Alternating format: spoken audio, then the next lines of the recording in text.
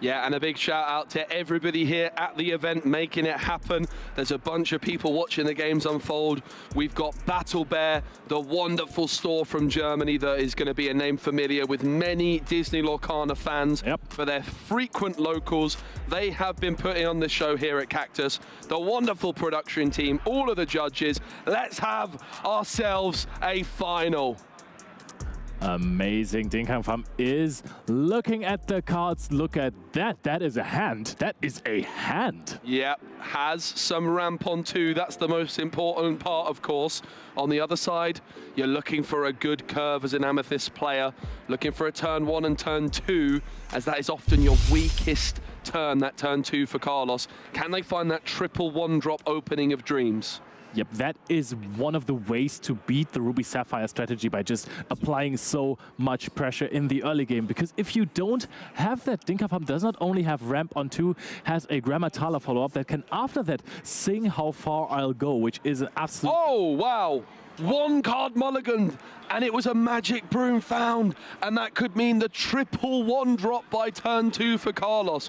Carlos does not play any 2-cost characters in their deck apart from 3 copies of Madam M Snake, and that is a slow turn 2 play. So if Carlos can pull off triple Churnabogs or triple Diablo or whatever it might be, those magic broom Diablo Churnabogs on turn 2, that is their perfect start. Yeah. Actually, we've seen multiple lists so far, Dennis, as well, with triple Madam M Snake. Yep. Especially, why are we not running 4 copies of this? Good question. Well, without the rabbit in Carlos's list, he's trimmed it somewhere. Like, you could, a lot of people say, well, why not just play 4 snakes and play 61 cards? But as many top players will tell you, it's always optimal to play 60 because it increases your consistency. It gives you the best chance of drawing your best cards. Well, tell that to set 1 Ruby Amethyst players. That was a whole different story then, when you just desperately tried not to get deck outed by Steel Song decks. Here we go. It's DKP who's going to be kicking things off. And this is going to be then a big uphill battle for Carlos. Can they take down Pham while they are going second? Well, certainly with that triple 1-drop play, they might have a chance. Yep, and I think it's there. Should be 2 Magic Brooms and 1 Diablo. Yep. So that's a pretty nice start there. But what will you ink it? You have Friends, you have the Finders Keepers, you have a Sisu. Yeah, the Finders Keepers is a 1-of copy. So if you ink it, it's never coming back. Wow! Shows what I know. Carlos not interested in that triple 1-drop of dreams, and I'm surprised. Yep, me too, but some of these cards are just too valuable for Carlos at this point, so he decides to just leave the tempo at home, or rather in the inkwell, and just go with 1 broom, and I think turn 2 is also going to be a repetition of turn 1. For Pham, has the option of, I believe, Tipo or Sail on 2, and I think it's a Tipo. He's hovering over the inkwell there. You know what? I kind of like that. Now that the Diablo is inked, you know that Tipo is not going to have any good targets to trade with. Yep. I think that was also the decision for Carlos, saying, I don't want the Diablo necessarily because it just trades into Tipo. Yep, that's a very good point. And it allows Carlos to preserve those powerful inkable cards in hand like the Finders Keepers. It is only a 1-of, so if you ink it, it's never coming back. Will be a Magic Broom, but no Diablo to support it here.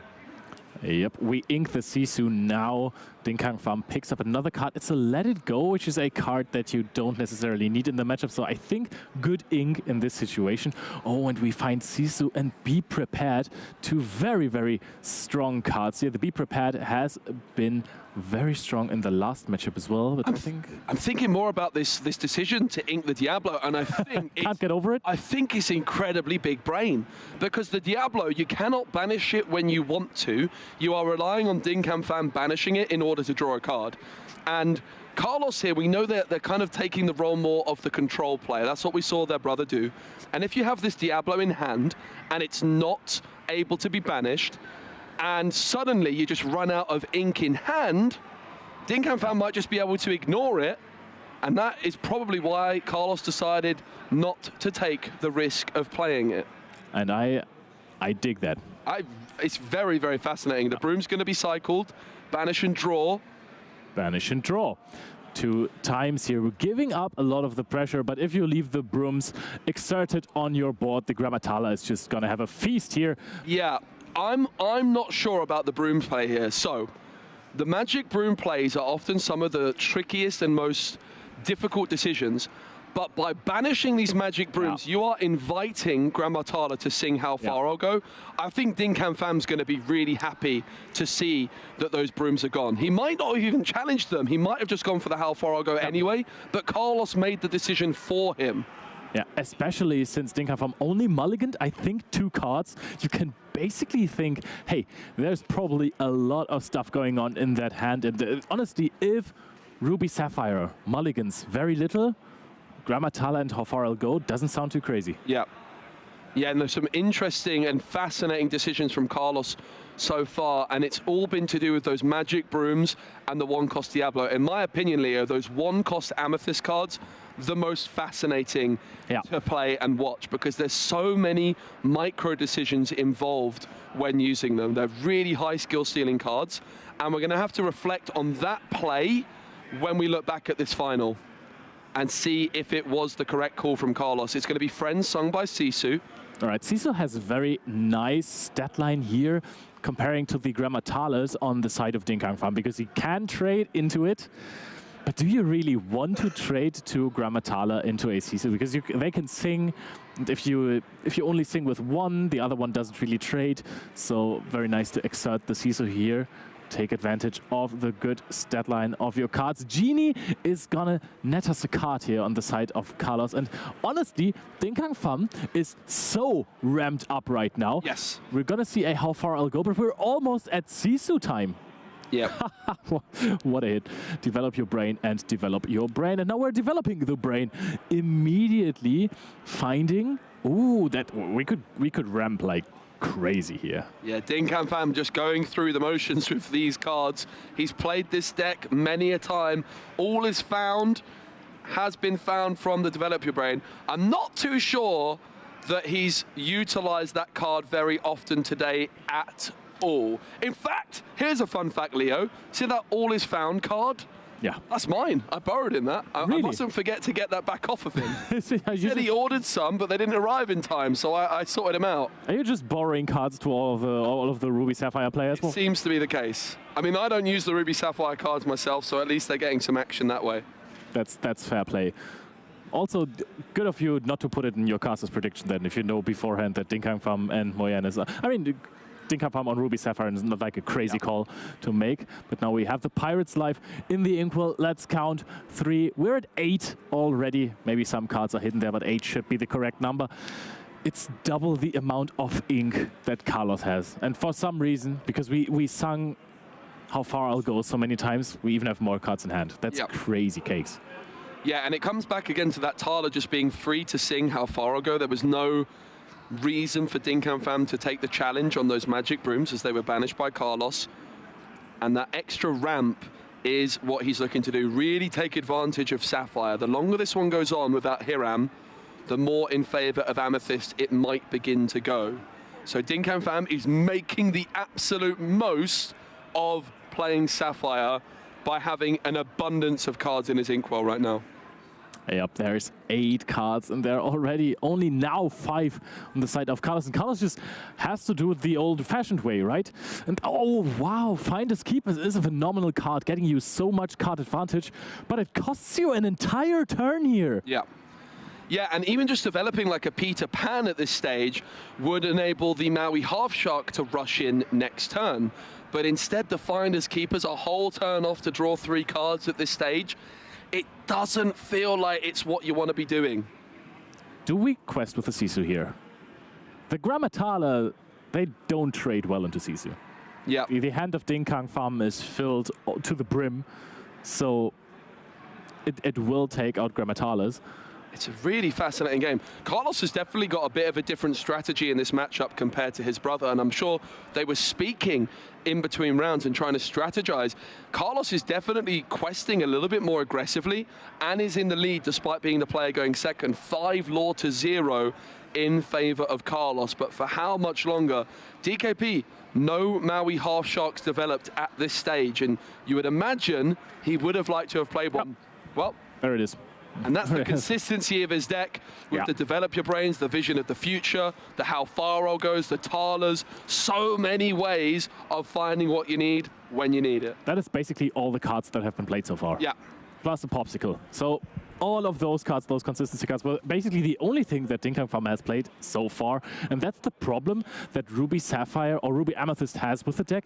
You sometimes can't put enough pressure onto your opponent like that. And now Dinh Pham is offering the Grammatalas as great targets to trade with, because he knows when you trade with my Grammatala, my Maui Half Shark is going to get some value. Yeah.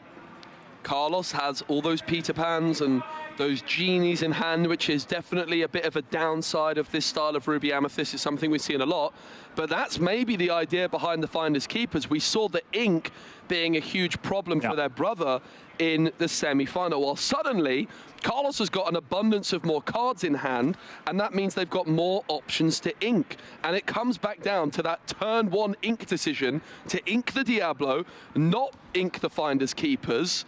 And it's amazing to look back and see how on turn 1 of the game, before Carlos had already played a card, he was already thinking this far ahead.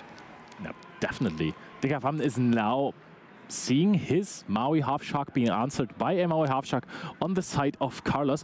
I think he might have let it go in hand, actually, which would be a good removal for the Maui Half Shark. However, he almost dropped his deck, but we're all good. Almost dropped all the cards. If you let it go this, then you're giving your opponent some of the ramp back that you have had before that. So, I mean, that is the downside to the card. Absolutely. As Hades would say, is there a downside to this? But there is definitely one. The question is, at this point, I mean, you're gaining a lore from it.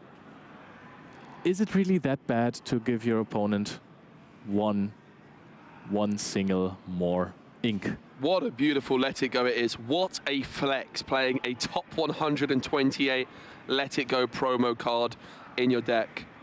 Pretty impressive. I mean, he's won quite a lot of those. Yeah, 1 or 2.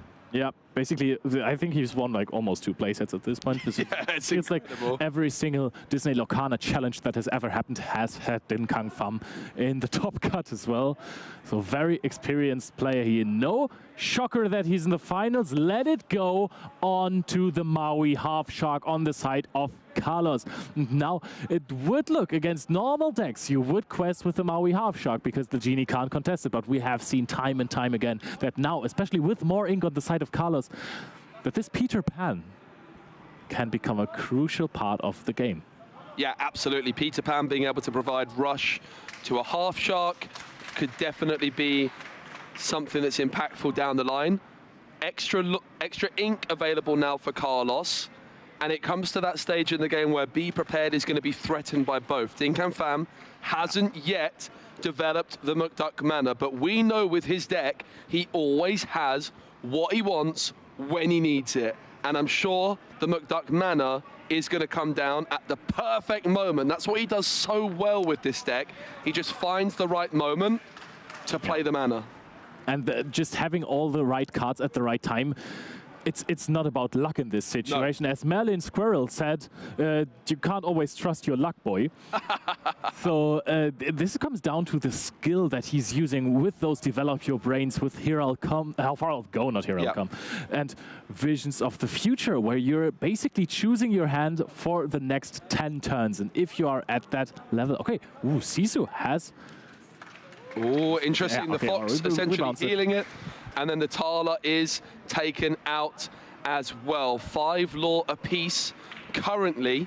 Of course, that Maui Half Shark is going to be gaining 1 lore every single time Dinh Pham plays an action. So that Let It Go, not only did it have a great impact on the board, it also gained DKP 1 lore.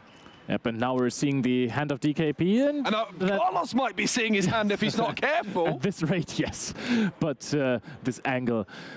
Dinh Pham is not really finding too many actions that he can spam. I mean, if your Maui Half Shark goes unchecked the entire time, you want to go visions, visions, develop, visions, visions. Can't do that here. You're just sitting there and looking at Carlos at this point, basically. Yep. That's maybe an issue of not having Hiram Flavisham around, because you don't find all the cards all the time. It's just maybe 90%. Oh my goodness, how about another Half Shark? A Pirate's Life sung by this Half Shark. That is going to be 2 lore gained for Dinh Pham off the Pirate's Life, but 2 lore gained, 1 for each Maui Half Shark. That was a 6 lore play net. DKP gained 4, Carlos lost 2. It was all tied, and suddenly DKP is 6 lore ahead. Yep, that's kind of huge, actually. There's an Elsa being picked up. A Crab trades 1-for-1 with the Genie into the Maui, but there is 2 Mauis that you have to deal with. But, I mean, honestly, we're at 8 ink. You have to go for the Crab here, right? You can't leave 2 Maui on the board. Yeah, and it's interesting. We talked about that Scrooge McDuck mana and how DKP finds the right moment. I always sat there thinking, yeah, now's the right moment. But that's why DKP is the master. He's just delaying it, and he's waiting for the perfect moment. He's almost inviting the be prepared from Carlos here, and then once the B prep comes through, that's when he plans to strike with the McDuck mana. But it will be, as you say, the Crab, no B prep even available. Genie does take down 1 shark, but 1 shark stands tall. There's still some ink left, I think 5 in total. So we can go for a Genie. We can play, if we want to be super ink efficient, we can play Elsa. However, that doesn't really do anything. So I think at this point we would rather develop another Genie, because Genie quests for so much. And if we get to a point where we can get rid of the next Maui Half Shark, having plenty of Genies on the board would help us a lot. Also, we can find outs with the draw power of the Genie. Actually, we picked up a Magic Broom when we have 1 ink left, but we just ink it instead of playing it. Okay, Carlos, okay, I see how it is. Yeah, really, Carlos has definitely taken advantage of those extra cards in hand from the Finders Keepers, and we are seeing them not run into as many uninkable issues as their brother. But you could argue the high uninkable count has forced him to take this line. Like we said, at 5 ink, do you really want to be playing the Finders Keepers? It's worked out for Carlos, but it's certainly not ideal. There it is, the McDuck mana double from DKP. I think this is suboptimal for DKP, but he has realized that Carlos is setting up so many cards, genius play by Carlos, to just basically out-resource the Ruby Amethyst deck, the Ruby Sapphire deck. I keep mixing these up. And he's forced to play McDuck manas into such a big board. There's double Genie and especially Merlin Crab. There are foxes in the deck of Carlos. So you can't be surprised if one of those McDuck manas goes this turn. If you have the fox, you can even challenge with Merlin, bounce it, push something to get rid of the McDuck mana, and play it again to push a Genie to trade with the Maui. So there is big chances for Carlos to just take away everything here. And Dinh Pham was just forced to play it, because if you're waiting out your opponent like that, 10 cards in hand for your opponent is going to spell disaster. And what I want to see from Carlos here, I want to see them slow the game down, make the right call. It's an untimed final, and this feels like a pivotal moment. 3 damage from the Crab into the McDuck mana.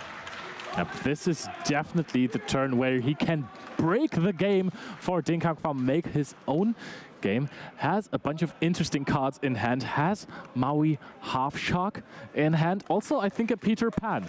So we should be getting to 9 ink this turn, which is enough to play both of those and rush for 9 to take out an entire McDuck mana. However, if you're going for that route, you can't take out the other one. You also can't take out the Maui Half Shark that way. We're developing the Peter Pan, so we have 6 more damage here, so we can easily take out a McDuck mana and still have 6. Any other evasive card which comes down will also have Rush. So if Carlos has enough ink available, we could see a Half Shark rushing in here, but what they have to be careful about is overextending into a B prep. It's probably the priority here for Carlos. As annoying as that Half Shark is, you want to deal with the manas first because of the be prepared threat. Yeah, I do kind of agree with it. Yeah, but the thing is, if you're rushing in with your Maui half shark now from hand, Yep. you can't take out 2 manas. Yes. So you would, what I think is a decent play is just trading Mauis here when you get the advantage of adding back an action like the Finders Keepers. And denying also DKP Yeah. with that action. DKP is starting to run out of cards. It's going to be Elsa for 5, and you're a bit surprised to see that, Leo, aren't you? Yep, I did not see that one coming because it doesn't add a lot of strength to the board and it doesn't trade well with the Maui whatsoever. So Pham is also laughing about the situation right now and is curious to see what Carlos is going to do here to figure this out. Carlos is now doing the math. I think all of them go into the MacDuck mana, leaving Pham at a Maui half shark. Oh, and the Peter Pan crab combo takes down the half shark. And Carlos did exactly what I wanted. He slowed the game down, he planned ahead, and he saw a line neither of us saw. Yeah, that's very, very strong with the Madame Snake there as well. Interesting enough that the Peter Pan was traded away instead of something else. Be Prepared is gonna come down though eventually with still a MacDuck mana developed on the board. 12 lore is already reached by Pham, so even though this is looking very good for Carlos value-wise, if he doesn't find a quick out over the Be Prepared that Pham still has in hand, it's gonna be tough here. Also, 2 Popsicles developed and there is a Tamatoa in hand. And it just comes down to the timing of the MacDuck mana from DKP. They just picked the right moment. They delayed it a turn longer than I was thinking they might. And it's just surgical with that double mana applying so much pressure. And suddenly DKP just 8 lore away. In comes Peter Pan. It has Rush, but so does Maui. It's Maui time. Yep, Mauiing all over the place here, offering another Be Prepared for Pham. But I mean now, when you Be Preparing everything away, that's great and all, but where are your MacDuck manas? Yep. Wow, the Maui half shark. It is amazing. I was looking at this list, I was like, where is the Maui hero to all? Well, who needs it when you've got the half shark rush combo with the Peter Pan Shadow Finder? Truly genius deck building on display here from both players, as it is a half shark on each side of the board now. And the deck wasn't even built for that matchup. I think it was also taken into consideration, but this is very tacked out against the discard deck, but this is working perfectly fine versus the Ruby Sapphire build from Pham, who came into this tournament as one of the favorites, but Carlos is giving him a run for his money. This is looking very, very strong for Carlos on the right side with this new build. Oh, wow, a Sisu as well. All the pressure is on here. Questing for 3 next turn, possibly. Yeah, but Sisu will not be able to deal with that Maui, of course. And the Maui is just proving to be a difficult card for Carlos to deal with right now. It's going to remain on the board, and Carlos not wanting to exert characters to feed the shark. In hand for DKP, there's a B-Prep, there's a Tamatoa, and 1 other card. And that Tamatoa, with 2 Popsicles on board, can start to draw DKP a lot of cards very quickly. Oh, this looks like Pham is considering to just quest here and play a Be Prepared, get 1 more lore from the Maui Half Shark, 1 last lore that this Maui Half Shark has in the Shark tank, and trying to clear the board that way. However, we also do have, we have 3 cards in hand. All of them are playable options. The other one is Tamatoa, and the other one is a How Far I'll Go. We're currently at only 8 ink. Yeah, and I like, again, the decision from DKP. Slow the game down at this moment.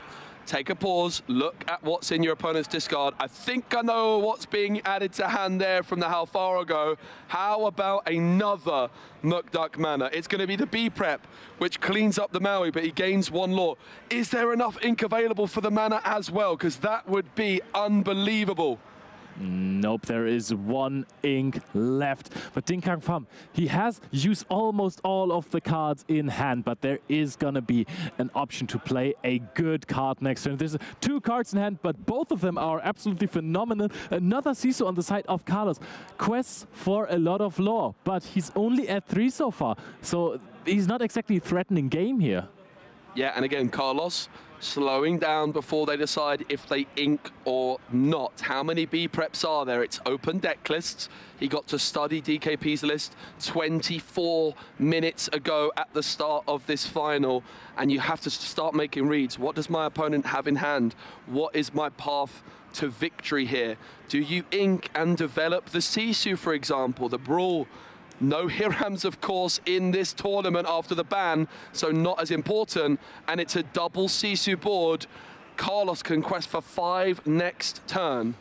Yeah, the MacDuck Manor doesn't look very inviting right now with double Sisu on board for Carlos. But the Tamatoa looks amazing here. And also at 14 lore, every single time you quest, it is going to be very, very strong, because just getting one quest with this Tamatoa through is going to put you into game range for double a Pirate's Life. Yep. Another Porpsicle found, 2 Porpsicles played, another one found, and another mana found as well. And that could be an incredible play next turn. We've seen him do the double mana once. Can we possibly see him do it twice in a single game? But Carlos has got themselves into a position where they are in contention for this game. Yeah. But can they close it out? DKP was going first. This would be a monumentally huge win for Carlos here. Yep, that is true. Carlos is sitting on, gaining 5 lore here. Doesn't necessarily look like we are going to contest the Tamatoa here. Something like a Lady Tremaine would be amazing here. However, Carlos is not running that one. There's just simply no space. Very little spot removal. Yeah. Yeah, and that's the thing, right? You tech your deck for the Emerald Steel deck, like Carlos has done with the Peter Pan Shadow Finder, but these uninkables that you add in for that matchup mean that you have to sacrifice uninkables like Lady Tremaine, Madame Medusa, and it makes this matchup worse. And Elsa would help. Yeah. And Elsa would really help here take away that Tamatoa, because there's only 6 more lore to be gained by Pham to win this game versus Carlos Gangkofner. And it is, I mean, if you're playing cards like Pirate's Life, I think 2 of those are already inked, actually. It is going to be a difficult game, actually, for both of these players right now, because Carlos just desperately tries not to lose right here, and Pham just really needs to get some more steam here to actually win the game. Yeah, Carlos, not with an abundance of cards in hand, suddenly no cards remaining, scratches the head. And for DKP, are we going to see another double mana turn? 1 Mukduk mana enters the fray. What is going to be the follow-up from Pham?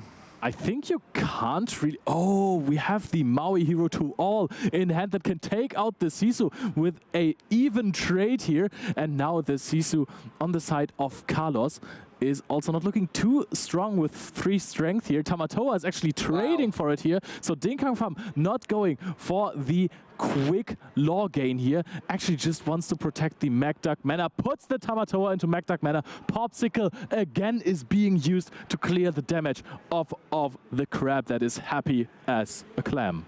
Okay, we do see though some interesting cards for Carlos. There's a crab in hand, which DKP knows about because of the snake, but the Peter Pan Moana combo might be about to come into play here. Peter Pan and Moana. Now, Moana, when she challenges a character, can give +3 strength to another character. So that Diablo could turn into a 3 strength character. The problem is for Moana, the 4 strength that she has will not be able to remove the Tamatoa. If you challenge the location, we mentioned it earlier, you cannot give the extra strength to another character of yours. But if you play the crab, and I think we have enough ink for the crab, you can take out the MacDuck mana here. Wow.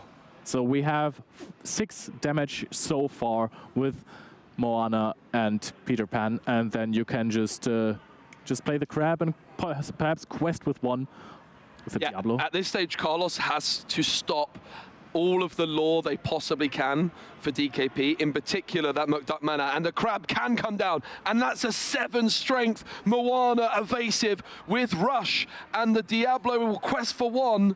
Tamatoa stands tall. DKP can quest to 16.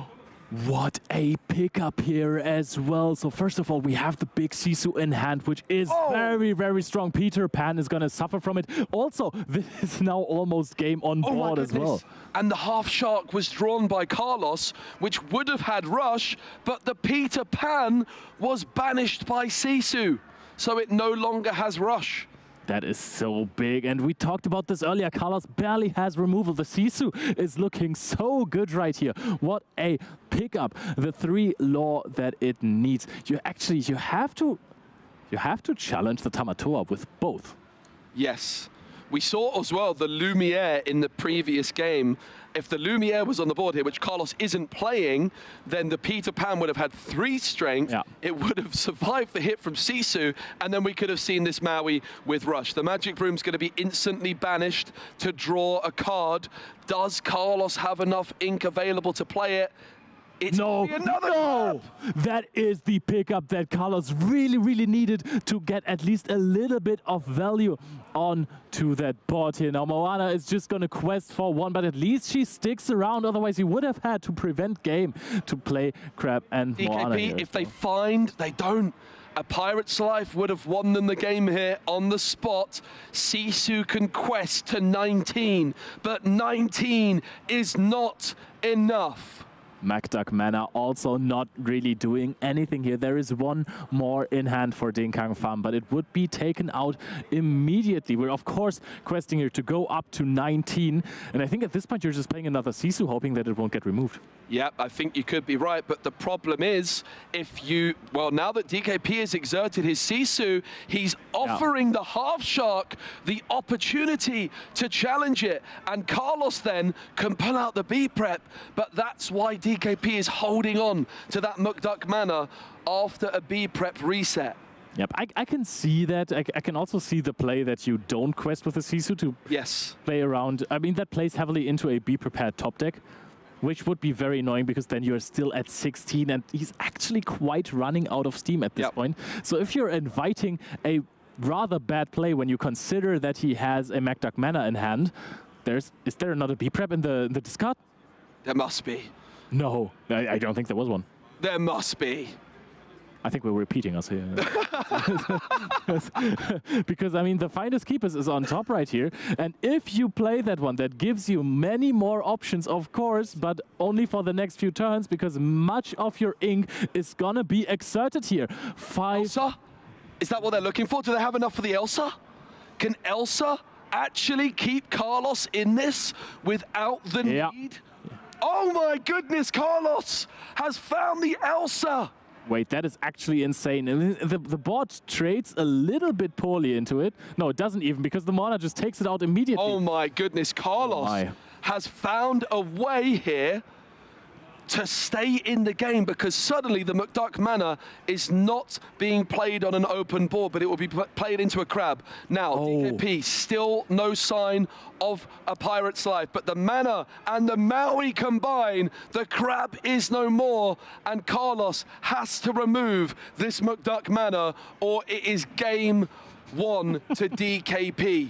Everything moves in the MacDuck Mana for Dinh Pham. Just always wants to use the ink perfectly. Has 1 more card in hand, but you also have to consider at 19 law, there are so many top decks. Every Visions of the Future or Develop Your Brain or How Far I'll Go can get you 1 card, sometimes 5 cards, closer to that Pirate's Life. Carlos can't do it, and DKP just about takes game number 1. Wow! What was that game? It looked abysmal for Dinh Pham from time to time in that game there. I mean, chat has already been saying, oh, there is not a lot left in the tank. There is only 1 half shark left in the deck. But he finds ways to win those games. Those Sisus, they aren't only board clears. They are not the same as Be Prepared. Sisu can sing songs and Sisu can quest for 3. And if you are at 16 law, questing for 3, kinda good. And I have to say, I think watching Ruby Sapphire operate without the Hiram Flavisham is even further highlighting the skill of Dinh Pham here. you don't have that incredible card draw engine, so every single decision, every ink you make is even more impactful. But he's managing to make the exact plays he needs and surgically crossing the finish line. It's just absolutely inspiring to watch Dinh Pham play this deck, but also Carlos in a matchup that is supposed to be not a great one, putting up that much of a fight, putting Dinh Pham in situations where he never wants to be, in situations where he's basically on the back foot, has to hope that Carlos is not finding the right answers to the cards. And that is, if you can do that on the draw in a bad matchup, wow, hats off. Absolutely, but we will be going to game number 2. It was Dinh Pham there on the play, so it's now Carlos's choice whether they go first or second, and I have a hunch Carlos will be going first, as you often decide to do. I mean, really fascinating that we saw earlier, though, in the top 8 game, the mirror match between Dinh Pham and Jan Moy, that actually, maybe for the first time in Dinh Lorcana history, there's arguably a matchup you would prefer to go second, which is this Ruby Sapphire mirror match without Hiram Flavisham. That is absolutely unheard of in Dinh Lorcana. Yeah, that is because you can ink so many times during all of your turns, and getting this one extra draw, it's just one more card that you can ink, and sometimes you even have problems finding inkable cards apparently in the deck, because the uninkable count of 16, I think, in this deck is quite high. Therefore, I think 15 on this one. It was the brother in the semi on 16, so one less here for Carlos. Oh. That's a very, very interesting. I think that Will asked in chat earlier, or asked the chat earlier, to say what is the optimal amount of uninkable cards in the deck, and I think I have the answer. Okay. It's 0. Yeah, true. Not false. I mean, some of these cards you have to play because they are absolutely important for your strategy, but if you can avoid playing uninkables, I think that's the way to go. Yeah, and there's some discourse in chat at the moment about Ruby Sapphire in general. Dinh Pham's list is not playing Brawl, very controversially. Of course, running into Diablos would seemingly be quite a big problem, but it just wasn't on his side of the bracket, really. On the other side of the bracket were all the Emerald Steel players. They were taken down by these Peter Pan Shadowfinder decks, and Dinh Pham finds himself in a great position now to secure back-to-back victories in this tournament series. He won himself an Enchanted Elsa in Kaiserslautern. Good pronunciation, right? Perfect. And now he's one game away from the Enchanted playset of Maui Hero to All. That is absolutely great. I'm thinking, I've taught you some of the German names of the Disney characters, of the Disney Lorcana cards as well. And I will need a few more minutes to find another one because I completely... Lorcana, that's one I know. You're welcome. Lorcana. It's one of the very few German cards I know. Voll gerne. Yeah, you're looking at me like, what's he talking about? I did not know what you were saying. Why does that always happen? Every time I try...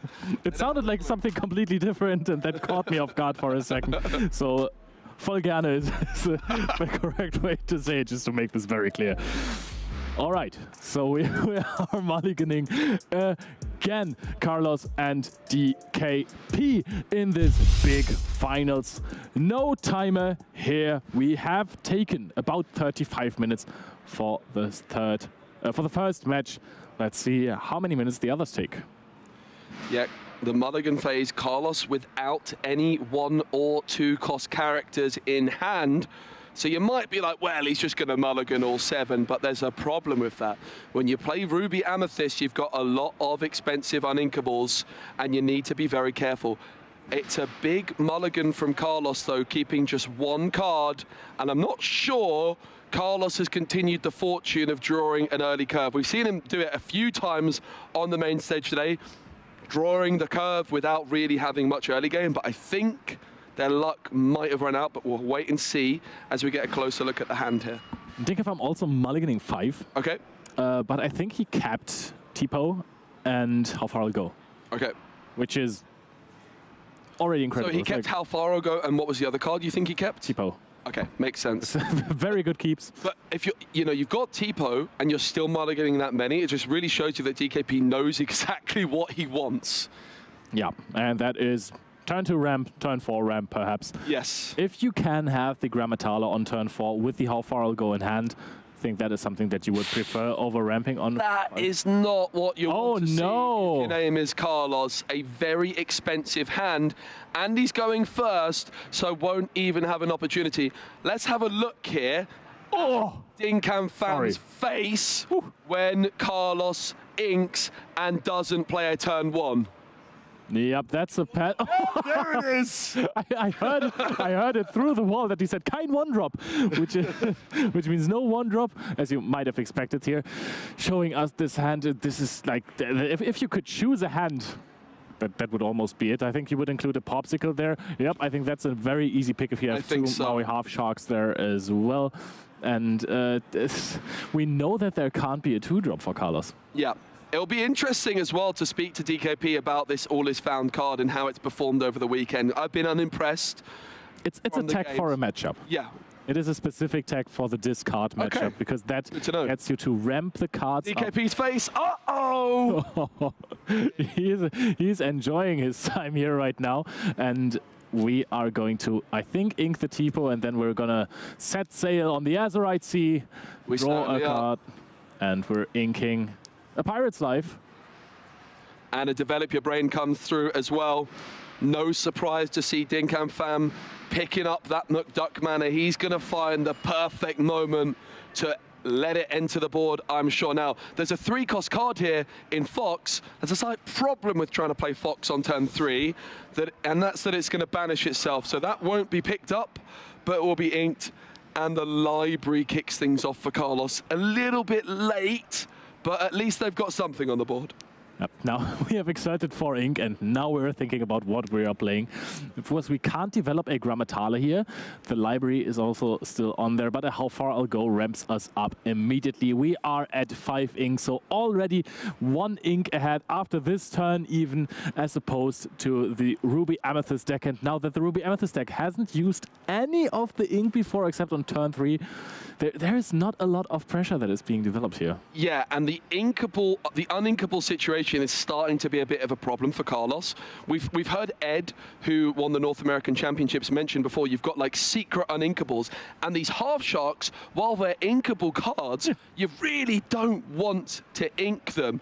Dinh Pham has a similar philosophy, trying to keep that uninkable count as low as possible, but Carlos now might have to do what he doesn't want to do.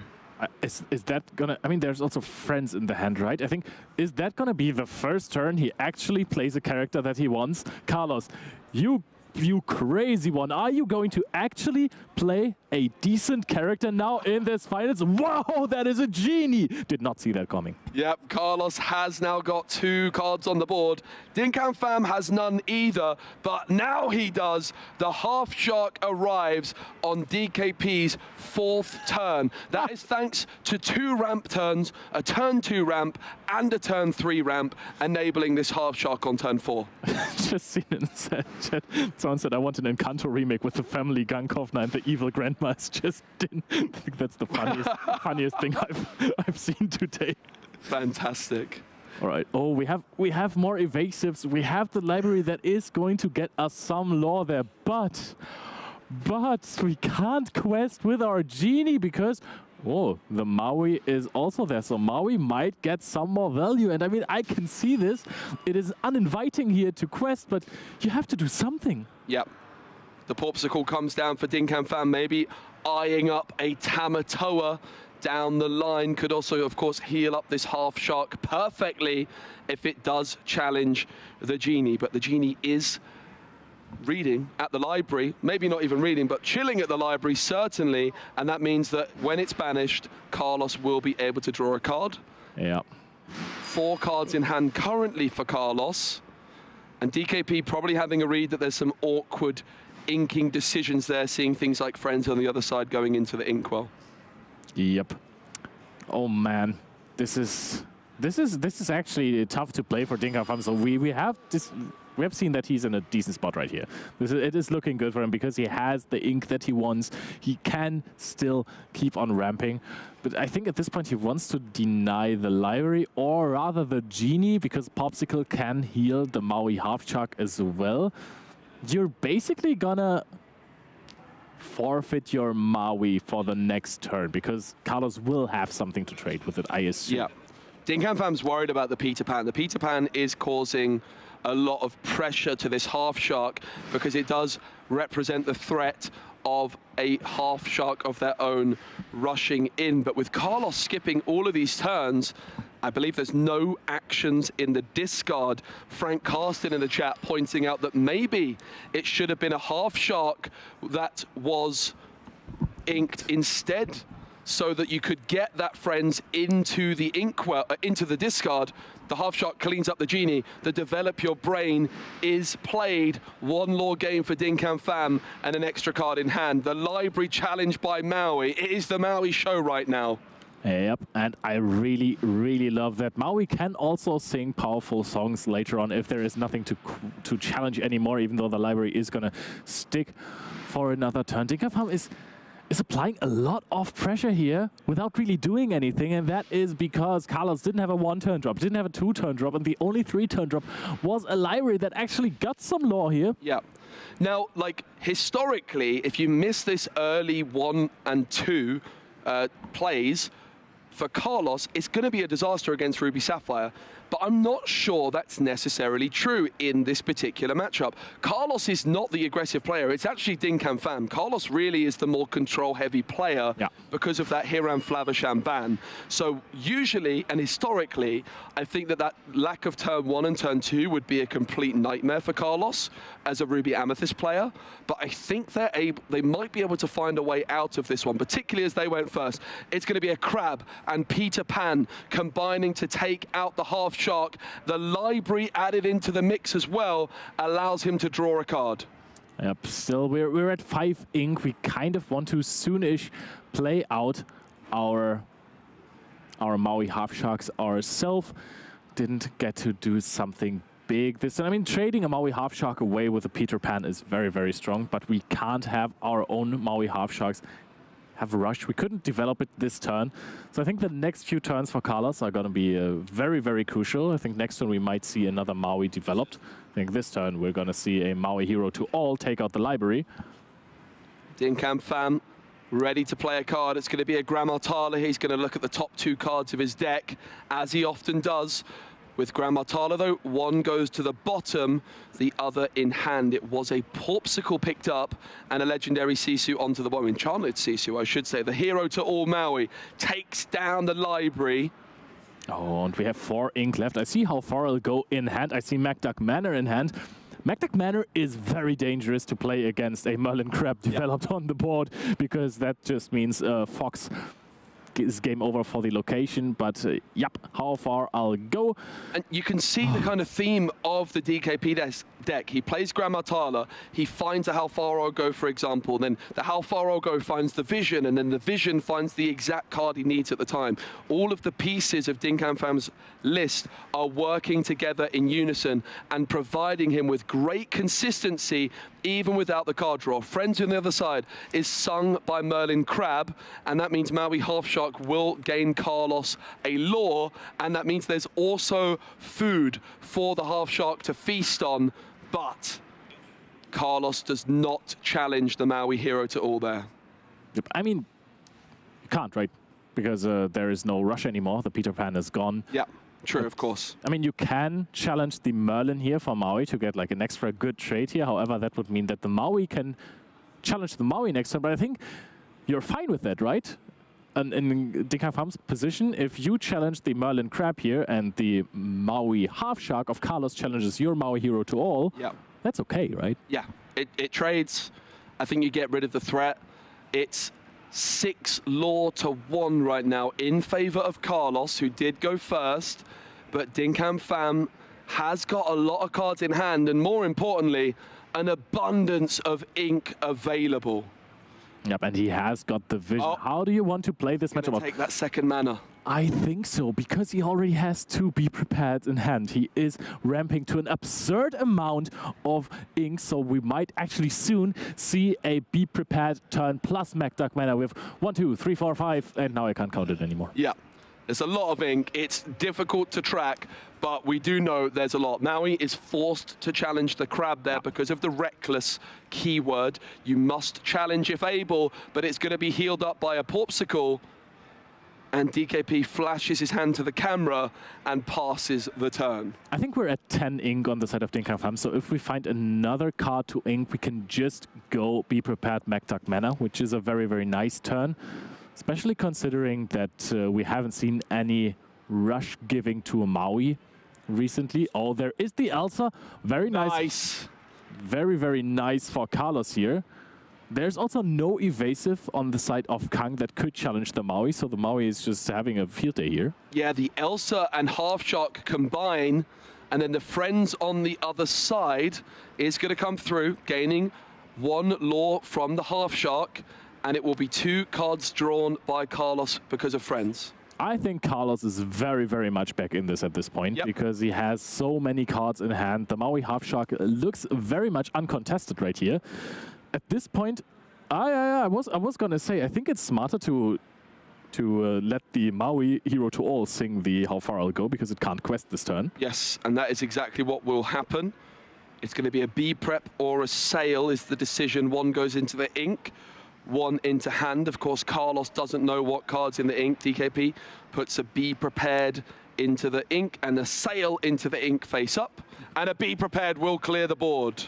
Yep, the Maui Half Shark and Elsa are history now. I think we've quested with the Grammatala before. Is that what we were communicating And earlier? there's the Magduck Mana as well. Yep, and now there is the win condition for Dinh Pham set up, as some people call it the Mac Din Mana, is now looking pretty good, uncontested. But I think if we have the ink, that rhymes, Peter Pan and Maui Half Shark are a thing. And now it takes out the Magduck Mana immediately. Dinh Pham won't love this. Yeah, but you know what he won't mind? You saw what he did last turn? And just do it again. He's going to do it again. And it comes back to those vision plays. Another B-prep, another mana, and Carlos can't believe it. Yep, but he's also, I mean, he has another Half Shark, but I don't think he has anything to rush with. The thing is that I think we've traded away 2 Magduck Mana so far, right? So this is the 3rd one. There's only 1 more in the deck. Dinh Pham is at 2 lore, so there is a long way to go. You can basically chill a little bit here on the side of Carlos, develop a field, and then in 1 or 2 turns trade into the Magduck Mana without any problems. We're at this 12 lore range where every turn spells disaster for you. Yeah, and I want to respectfully disagree with Bizarre in the chat here. They say, so lucky. I disagree. This is Dinh Pham's plan. From the vision of the future, on about turn 5, he picked up a Magduck Mana, and then he picked up another Magduck Mana from a vision of the future later. He planned this, and it's the consistency of his deck which has enabled him to do this. There is no luck involved with those plays. I mean, he's playing the card as it's supposed to be, right? It's the flavor of the card, visions of the future. You just plan out your hand for the next few turns. That's a good point. Yeah, I've never really realized now until now. Sisu is being played, so Carlos is going for that route of developing characters on the board that might be able to either quest later on, because you are far ahead in lore. Yeah, DKP now up to 4. Still a long way for Dinh Pham to go. It's going to be Grammatala. The amount of times that DKP looks at the top 2 cards of the deck and does something with them in this deck is unbelievable. Oh, and we're seeing a Maui Half Shark developed here as well, put both into the Magduck. I hope there was enough ink for that. Oh yeah, that would have been crazy actually. I think it was close to a game loss at this point if this was a legal play. But Carlos is now looking at the cards in hand. There's not really, I mean, there is a Be Prepared, and Dinh Pham is playing those Mauis.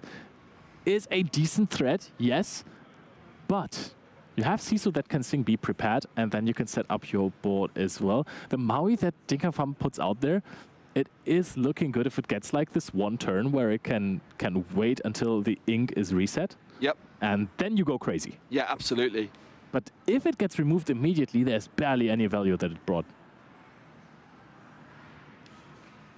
Really, really interesting moments here. It's going to be the Be Prepared sung by Sisu, and this is going to enable Carlos to develop some threats of their own. And it's going to be the Half Shark, and it's going to be a Sisu. perhaps reading there's no more B preps available for DKP after they just played 2. Can Pham find a B prep off the top here? The Popsicle provides an opportunity to do so, but it doesn't happen. Pham basically just, or Carlos just says, hey, what you can do, I can do much better. Oh, nice. We ink the Maui, play the Sisu with 1 card left in hand. So the 3-ink Sisu is going to be Sisu'd back, basically. And of course, just for good measure, there's going to be a party at the manor with Sisu in control. Of course, has to be, right? But now let's see how much value Carlos actually gets out of this Maui Half Shark.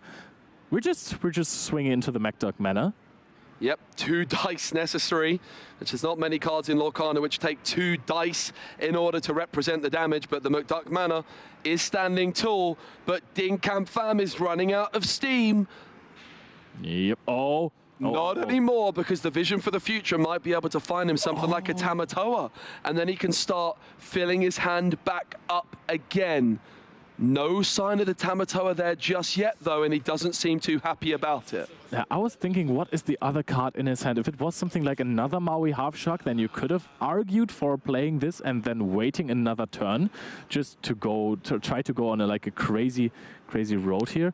We're actually considering to take the next MacDuck Manor, just because at this point we need the lore.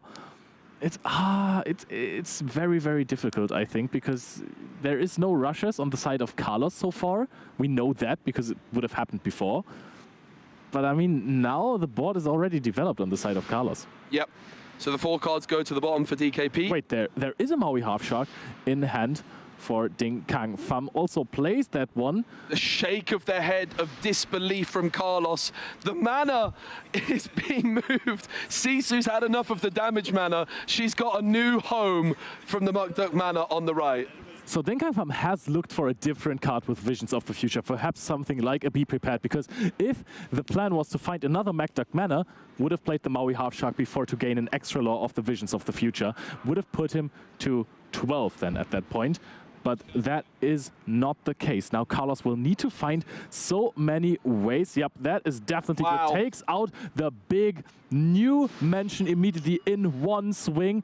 Oh my goodness, and now so good. The snake replays the Maui Half Shark ready. In case you missed that, the Moana card that challenge the Sisu. When you challenge another character, you can give +3 strength to another character for this turn. So suddenly, the MacDuck Manor was able to be removed in a single swoop by the Half Shark. What a pickup by Pham. He actually still has the Half Shark on the board. There is another MacDuck Manor that you could have. There's Tamatoa that brings you a lot of value. You could go on a crazy run with some of the develop your brains here. Just get some lore and get some lore and get some lore. But we have decided to to take the Tamatoa, and this is a pretty big signal. Actually plays it out. Yeah, there it is. Pham is 6 lore away from victory with the Half Shark on the board, the MacDuck Manor, and about to be 4 Popsicles on the board as well. Well, 4 Popsicles is huge. Lucky for Carlos, it can't remove damage of the MacDuck Manor, because that would be insane right now. And now Carlos has even more problems to deal with, because Tamatoa quests for 2. Maui basically has an infinite amount that it can theoretically give you in one turn. So you also don't want this to stick around. And you have to get rid of the MacDuck Manor as well. Pham passes it over, has managed to just gain so much advantage. Carlos. Let's not forget, Pham was at 2 lore not that long ago, but they've just slowly ticked away, predominantly with the MacDuck Manor and also the Half Shark. Carlos needs to stop DKP right now, and there's also the risk of a pirate's life if you're Carlos that you're going to be trying to play around as well. There is a crab, but does the crab really do anything? We're pushing the Madam Snake. Magic Broom is banishing itself to draw another card. I think we've picked up a Brawl there. Brawl doesn't do anything. The Maui Half Shark. Now you have so many characters on board that can deal with the MacDuck Manor, but now it's just too much. Oh, and wow, that hand. 2 cards in hand for DKP and 2 pretty expensive cards at that. Let's not forget the players are competing here for a playset of the Enchanted Maui, hero to all, from the first chapter. It is an incredible prize.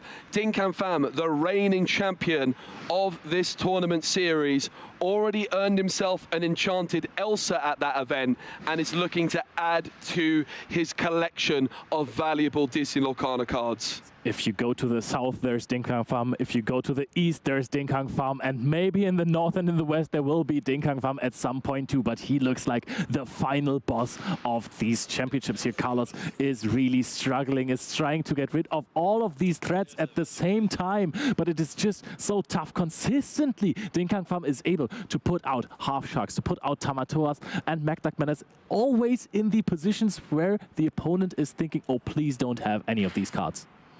Yep, Carlos is taking their time. There's been a few occasions where I felt I was about to lose the game, and then I just didn't find a line that was there. But Carlos is not going to do that. He passes it on over. Dinh Pham with a Half Shark and a Tamatoa on the board can quest up to 17. A Pirate's Life would win the game for DKP, but there is not one available. Yep, there is also not one in the discard, but you can challenge the Madame Snake with the Maui. You can therefore get something like a Visions of the Future back, and that one will eventually find you some good actions. This might be the last turn of the Ostlore Lorcana, Disney Lorcana Championships. Another Maui played. We are accumulating lore quickly here. A Vision of the Future, and that is 2 lore for DKP. 2 copies of A Pirate's Life. Is there enough ink for it? Yes, there is! Dinh Pham going crazy, winning the South Lore Championships and winning the Ostlore Championships as well. He is the absolute champion of this tournament series, winning again. Hiram Ban doesn't stop this man from playing Ruby Sapphire. 4 copies of an Enchanted Maui, hero to all. DKP. No Hiram, no problem. Yep, and you would think no Hiram, no party, but that is clearly not the case here. We have seen the consistency of the deck hasn't been hurt really, because you have develops, you have the Popsicles still, you have Tamatoa to get the Popsicles back. Here I'll go. If there is not a hard aggro deck that can rush you down, and this is almost the only game that we've seen him lose, or the mirror match, then it's just almost impossible to beat this deck. There's always so many threats at the same time. Magdak Mana, Maui Half Shark. Maui Half Shark so incredibly tough to remove there. There's basically just, and then along came Zeus, and the other decks are just running Be Prepared, basically, which is also not great removal if you just want to get rid of 1 card. Yep. It's really fascinating. I mean, I think it's safe to say that at your local game store next week, there's still going to be plenty of Ruby Sapphire players, despite what has happened to Hiram Flavisham. And I think we've got an incredibly exciting metagame moving forward. We had so much diversity in this top 16. We had Amethyst decks, we had discard decks, and of course, coming out on top, we had Ruby Sapphire. Yep, and the Amethyst's Ruby deck was so insane as well. A new build has emerged. Really, really cool to see the Moana tag popping off in so many of these matches. But after all, even with the Hiram ban, the Ruby Sapphire deck seems to reign supreme with, of course, one of the best pilots in the world in Dinh Pham. So from our side, that was it. But we still have Will with an interview. Take care, everyone. Bye. Tschüsseldorf. Thank you very much, gentlemen. Let's rewind a little bit. Let's take it back to Saturday, where we had 128 Illuminators all turn up, battle it out, trying to get themselves into the top 16. We turned that 16 into 8, that 8 into 4, that 4 into 2, that 2 into 1, and that champion is yourself, my friend DKP, taking it down again, back to back. How are you feeling? Oh, I'm feeling great. I didn't expect to get that far because I was 9th seed, but yeah, it worked out, everything. I faced the opponents that I had in day 1 back again, so I already knew what to do against them, so yeah, it worked out. I feel like that deck you know how to play against every single deck. How do you keep doing it? How do you prepare for these huge tournaments, being able to take it down? Because this isn't the first one you won, and I'm sure it's not going to be the last one you win. Yeah, so when the high RAM ban and 43 ban was announced, I was directly starting testing. I played roughly 150, 160 matches. Yeah, just spam matches. Yeah, I figured out how to beat this card with the Sisus, for example, and then I just ran with the good old stuff that worked before. Well, congratulations on that. I want to talk to you about the McDuck manners. Like every single time we saw you cast them, it just looked like the absolute perfect moment. How are you doing that? How are you setting it up to be able to, you know, maybe I have to be prepared or something? How are you doing this consistently every time? You've got an art to it. Playing like over 1,000 matches with the deck. That's how consistency is key. Okay, well, on the last one, I'm going to give you your prize, because, of course, you've already got 4 of these, but you're going to get 4 more. First, Chapter 1, Enchanted Marries. You also get a 1-of-1 engraved deck box for you there. That's pretty sick. Congratulations on that. And of course, you made it so I won my caster predictions, because I said that deck was going to be the one that takes it down this weekend. I didn't know it was going to be in your hands, but I'm happy it was, my friend. So thank you very much. And on that one, we're going to have to start closing down the show. So we need to see some thank yous, okay? The thank yous is, of course, to our sponsors. We've got lots of them. Without them, we would not be able to put this amazing tournament on. So starting off, Ultimate Guard, huge shout out to them. Obviously, the big card products. You can go get your sleeves, get your deck boxes, get them even engraved, laser engraved like that one just there. We've got the German podcast. If you can, if you understand German, unlike me, unfortunately, you can go listen to them. Big supporter of this event. Then we've got Battle Bear. That's the TO of this whole event, supporting it, providing the judges. Huge shout out to the judges. We've got AOC, the grading card, AOC, sorry, the grading card company. Yes, where you can get your cards graded. Skadoosh, just like that. And last is Caggtus. Caggtus is obviously the venue in this huge gaming convention here in Germany, letting us take that the corner of the convention to have a load of Lumineers battling it out. I need to say thank you to Card Sport League. So you don't get to see them, but you get to see everything that they do. They are the gentlemen sat over there giving you this amazing production. So if you've enjoyed this stream so far this weekend and you want to see more of it, you need to go give them the likes. They absolutely work die hard throughout. So huge shout out to you gentlemen just off the camera. I need to say thank you to the casters, to my fellow casters, Joe, Leo, carrying me, supporting me all this weekend, because it's a pretty long job, especially that game 1 they had today, which took over an hour and a half. Lastly, we need to thank you, Twitch chat. If it wasn't for you watching, we would just be here talking back and forth, giving you more trophies, more prizes day in and day out. So final congratulations to you, my friend. You are the champion, back-to-back, undefeated king. And on that one, we're going to say goodnight to you all at home. See you later. Yeah.